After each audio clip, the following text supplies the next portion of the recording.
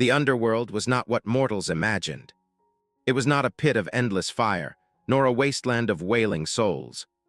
It was a realm of shadows, yes, but shadows that shimmered like the surface of a dark lake, reflecting the faintest glimmers of light. Rivers of silver and obsidian wound through its expanse, their currents carrying whispers of lives once lived. The air was heavy, not with despair but with the weight of memory, a place where the past lingered, waiting to be understood. I stood at the edge of the Styx, the great river that separated the living from the dead. Its waters were calm tonight, lapping gently against the black sand of the shore. Charon, the ferryman, pulled his boat silently across the surface, his skeletal frame cloaked in tattered robes. He did not speak, for words were unnecessary here. The dead knew their destination, and the living, well, the living rarely came. But tonight something was different. I felt it before I saw it, a ripple in the fabric of the underworld, a disturbance in the balance. The souls around me paused, their translucent forms flickering like candle flames in a draught. Even the river seemed to hold its breath. And then he appeared. A mortal. He was young, with a lyre slung across his back and a determination in his eyes that burned brighter than any soul I had seen in centuries. His name was Orpheus, though I did not know it yet. All I knew was that he did not belong here. Hades, he called, his voice trembling but resolute. Lord of the underworld, I come to beg a favor. I stepped forward, my form towering over him, the shadows of my realm curling around me like loyal hounds. You are bold, mortal, I said, my voice echoing like distant thunder. Do you not fear the consequences of trespassing in my domain? He swallowed hard but did not look away. I fear nothing compared to the loss of my Eurydice. She was taken from me too soon, and I cannot live without her. I ask only for her return. His words hung in the air, heavy with desperation. I had heard such pleas before, though rarely from the living. Mortals often begged for their loved ones to be returned, but they did not understand the cost. The balance of life and death was not something to be trifled with. And yet, there was something about this mortal. Something that made me pause. You speak of love, I said, my tone softer now. But love is a fleeting thing, mortal. It burns brightly, yes, but it fades. Are you prepared to risk everything for a flame that may not last? I am, he said without hesitation. For her, I would face any challenge, endure any trial. I studied him for a long moment, the silence stretching between us like the void. Finally, I spoke. Very well. I will grant your request, but on one condition. You may take Eurydice back to the world of the living, but you must not look back at her until you have reached the surface. If you do, she will be lost to you forever. His eyes widened, hope and fear warring within them. I understand, he said, his voice barely above a whisper. I nodded, then turned to Charon. Take him to her. As the ferryman led Orpheus away, I felt a strange unease settle over me. Mortals were unpredictable creatures, driven by emotions they could not always control. Would this one succeed where so many others had failed? Or would his love prove to be his undoing? I did not know, but as I watched him disappear into the shadows, I felt something I had not felt in centuries: curiosity. And perhaps, just perhaps, a flicker of hope. The journey deeper into the underworld was a descent into a symphony of whispers. Each step Orpheus took stirred the air, causing the shadows to dance and sway like specters caught in a silent waltz. The path, if one could call it that, was a winding trail of obsidian sand, flanked by the ghostly silhouettes of trees that seemed to absorb rather than reflect the faint, ethereal light. Charon's ferry glided silently across the Styx, its wake leaving ripples that quickly dissolved into the stillness. Orpheus, clutching his lyre, sat rigidly, his gaze fixed on the swirling mists ahead. I watched them from the veiled precipice, my presence undetected, a silent observer in my own domain. They reached the asphodel meadows, a vast expanse where the souls of those who had lived lives of neither great virtue nor great vice wandered in a perpetual twilight. These souls, mere shades of their former selves, drifted aimlessly, their forms flickering like dying embers. They were the majority, the souls who had lived ordinary lives, neither heroes nor villains. Orpheus, however, walked among them with a purpose that set him apart. His lyre, silent until now, began to emit a soft, haunting melody. It was a song of longing, of love lost and the desperate hope for reunion. The music, imbued with his grief and determination, resonated through the meadows, stirring the apathetic shades. As the melody reached their ears, the souls paused, their vacant gazes turning towards the source of the music. For a moment they seemed to remember, their forms solidifying slightly, their eyes reflecting a flicker of the emotions they had once felt. Some wept, tears of starlight trailing down their translucent cheeks. Others simply stood, captivated by the beauty of the mortal's song. It was here that I chose to reveal myself, not with a dramatic entrance, but with a subtle shift in the shadows. I materialized beside Orpheus, my form imposing yet not menacing. He started, turning to face me, his music faltering for a brief moment before he regained his composure. "You play well, mortal," I said, my voice a low rumble that echoed through the meadows. "Your music has the power to move even these forgotten souls. But music alone will not sway the laws of this realm." "I know," Orpheus replied, his voice steady despite the tremor in his hands. "But I hope that it will show you the depth of my love for Eurydice, the strength of my resolve." "Love is a powerful force," I conceded. "But it is also a fragile one. Many have come here seeking to reclaim their loved ones, only to fail. What makes you believe you will be different?" He looked at me, his eyes filled with a mixture of defiance and pleading. "Because my love for Eurydice is not just a feeling, it is the very essence of my being. I cannot exist without her, any more than a river can exist without water." His words struck a chord within me, a resonance of an emotion I had long suppressed. I turned my gaze to the souls around us, their forms now bathed in the soft glow of Orpheus' music. They were no longer just shades, but echoes of lives once lived, of loves once cherished. "The Underworld is not merely a repository of the dead," I explained, my voice softer now. "It is a place of balance, where every soul finds its rightful place. Some are rewarded for their virtues, others are guided to understand their transgressions. But all are part of the cycle." Orpheus listened intently, his gaze shifting between me and the surrounding souls. He was beginning to understand, I could see it in his eyes. The Underworld was not a place of arbitrary punishment, but a realm of intricate justice, a mirror reflecting the lives lived in the world above. "Come," I said, gesturing for him to follow me. "Let me show you the true nature of this place, the path that Eurydice has taken."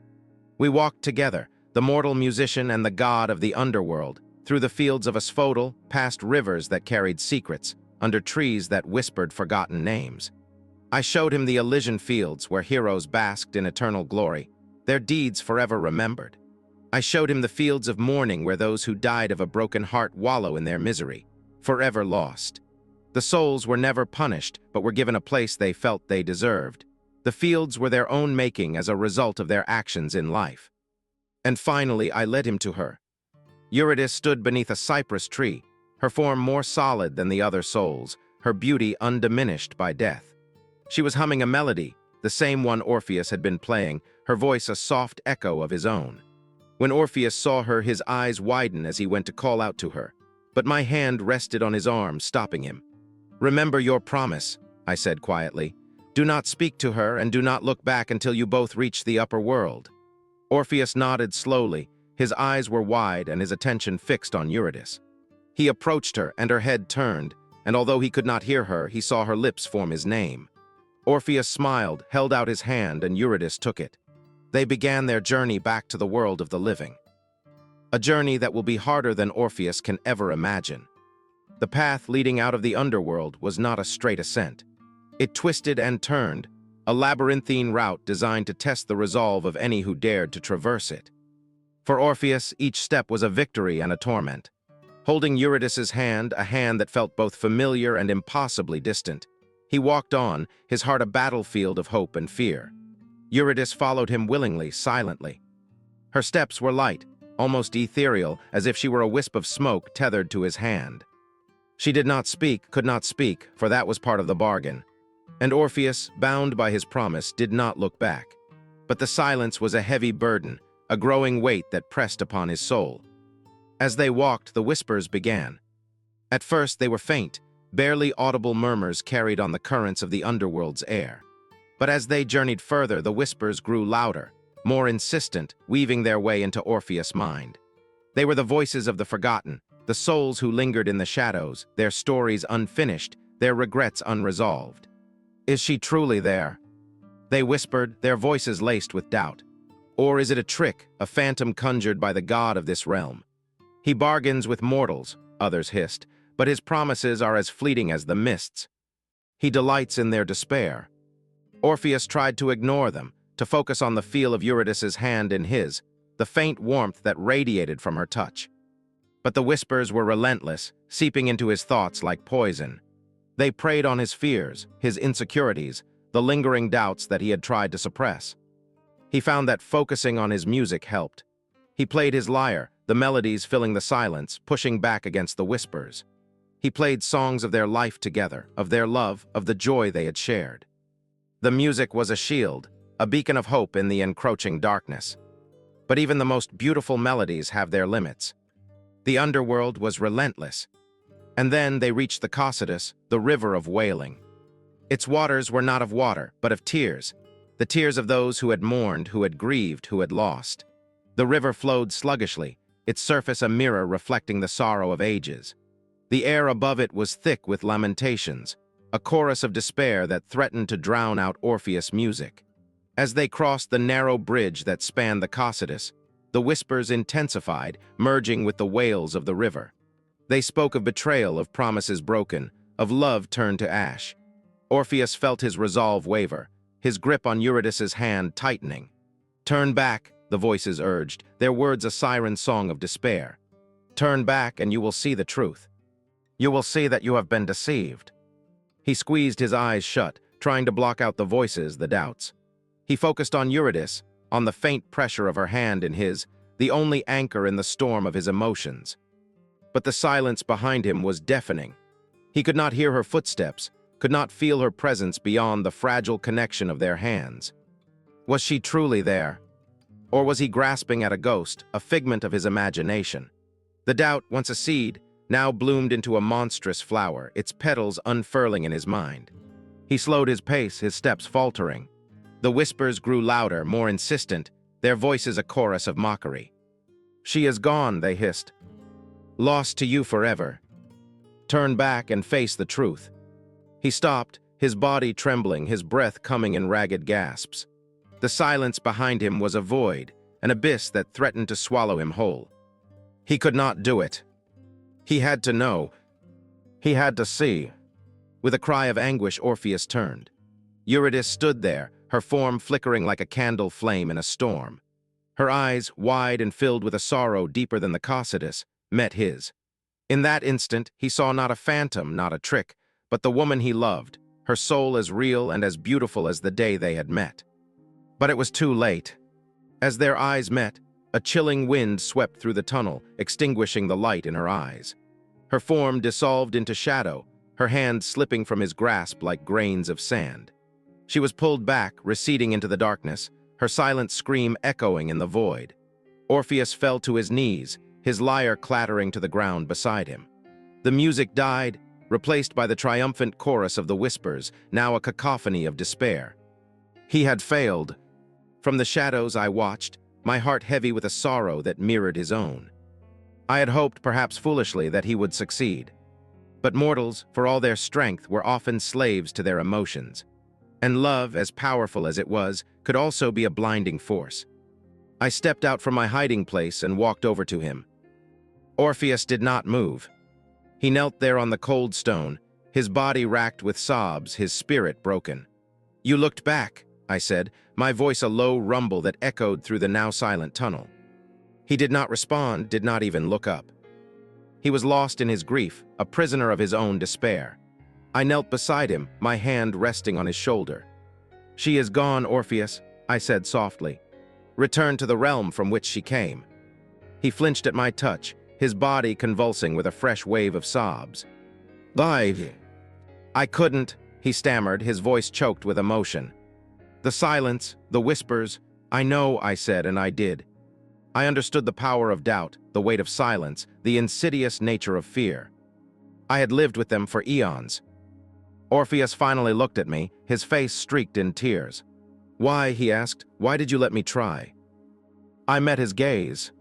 Because even in the darkest of realms, I said, "there is always a flicker of hope, the smallest chance to break the rules and find a happy ending." I paused before I asked, "Was it worth it? Even though you failed, was it worth it to try?" Orpheus looked away, and for a moment he said nothing, and then he nodded. "It was worth it. I would do it all again if I had to." I stood. "Come, Orpheus. There is still a place for you in the underworld. Not as a prisoner, but as a guide." I offered him my hand. "Help me show the lost souls the way, as you tried to show her. Help them find their peace, and perhaps in time you will find your own."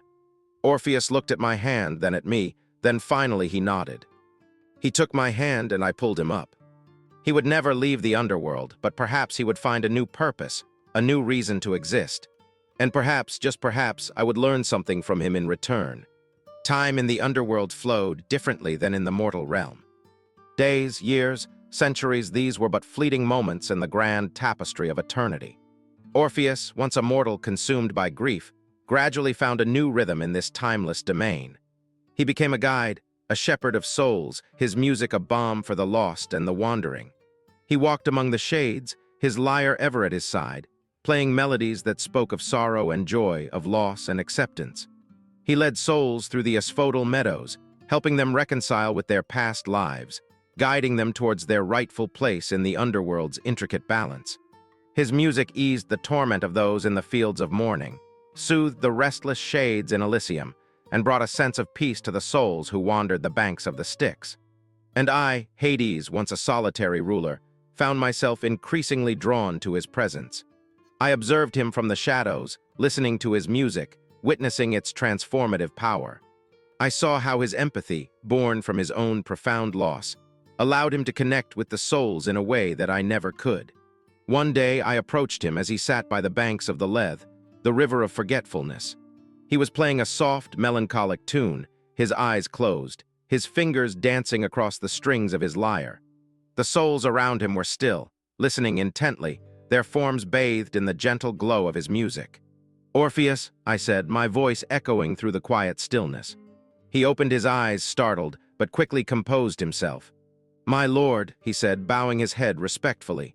"You have done well," I said, gesturing towards the souls around us. "You have brought solace to many, helped them find their peace." "They were lost," Orpheus replied, his voice filled with a quiet sadness. "As I once was." "And are you still lost, Orpheus?" I asked, curious. He looked at me, his eyes reflecting the wisdom he had gained in his time among the dead. "I was lost," he said, "but here I have found a purpose, a way to honor Eurydice's memory." His words resonated with me, stirring a long-dormant chord within my own being. I had spent eons enforcing the laws of the underworld, maintaining the balance, but I had never truly considered the emotional needs of the souls under my care. "There is more to the underworld than laws and balance," I said, voicing a thought that had been slowly taking shape in my mind. "There is also compassion, understanding, empathy." Orpheus nodded. "These are the things that make us human," he said. "Even in death." In the cycles that followed, I began to change. I spent more time among the souls, listening to their stories, learning about their lives, their loves, their regrets. I saw the underworld not just as a realm of shadows and whispers, but as a tapestry woven with the threads of countless lives, each one unique, each one valuable. Persephone, my queen, observed these changes with a knowing smile. She had always understood the importance of connection, of bridging the gap between the living and the dead. Now together, we work to transform the underworld into a place not just of justice, but of healing. We created new realms within the underworld, places where souls could find solace and renewal. We established gardens of ethereal beauty, where the flowers bloomed with a light that was both haunting and comforting.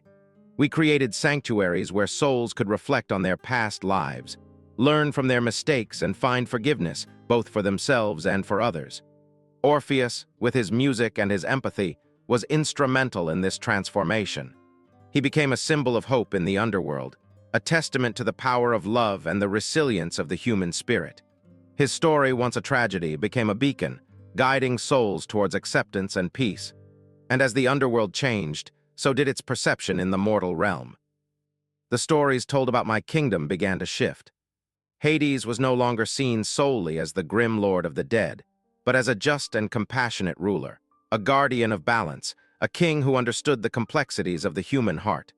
The underworld remained a realm of shadows, yes, but it was no longer a place to be feared. It was a place of transition, of reflection, of healing.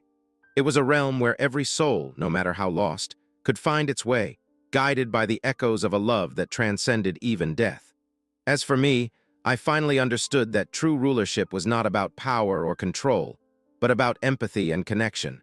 It was about understanding the needs of those under your care, whether living or dead, and striving to create a world where all could find their rightful place. The underworld is a realm of harmony. Orpheus' music still echoes through its many corners, and I, Hades, am no longer just the ruler of the underworld, but a part of its very soul, forever bound to the cycle of life, death, and the enduring power of love and understanding. My story with Orpheus became more than a myth. It was a new truth. A new beginning for us both.